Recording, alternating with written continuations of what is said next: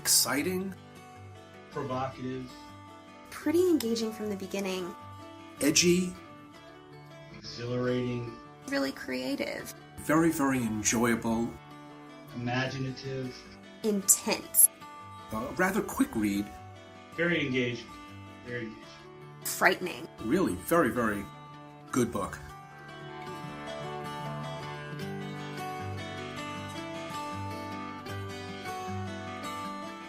Really enjoyable, despite the fact that it's not what I typically read, because it's well written.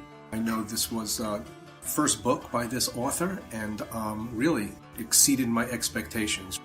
I think that this is a really interesting idea for a book.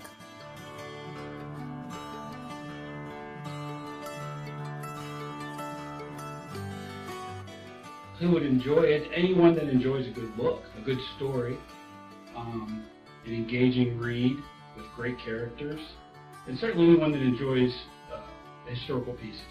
You don't see a lot of the combination of historic and supernatural. If you're a Ken Follett fan or any fan of medieval or Gothic time period, this book is for you. If you like the idea of things being told from different perspectives and kind of having that pacing that obviously you have the go-to Game of Thrones. If you love Game of Thrones and Lord of the Rings or any kind of a fantasy, historical, you'll love this book. But, you know, honestly, that's not the genre I read regularly, and I found this book fantastic.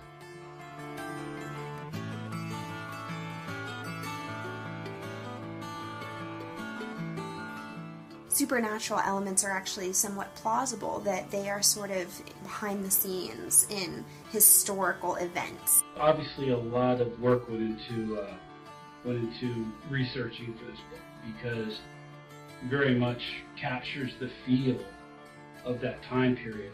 Kept me on the edge of my seat throughout the whole book.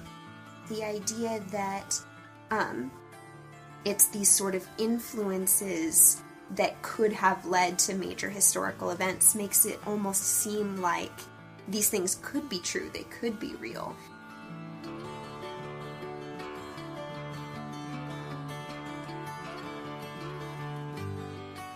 Well, I know this, the prologue is short, a few pages, and I read that in the evening, maybe 9 o'clock.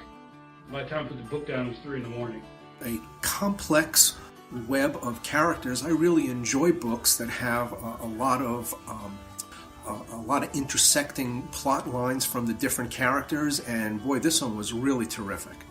And I like that throughout they have a transition from one perspective to another, kind of as the story progresses. You sort of see through the eyes of different characters, and because of that, it gives, you know, the opportunity to have kind of a cliffhanger.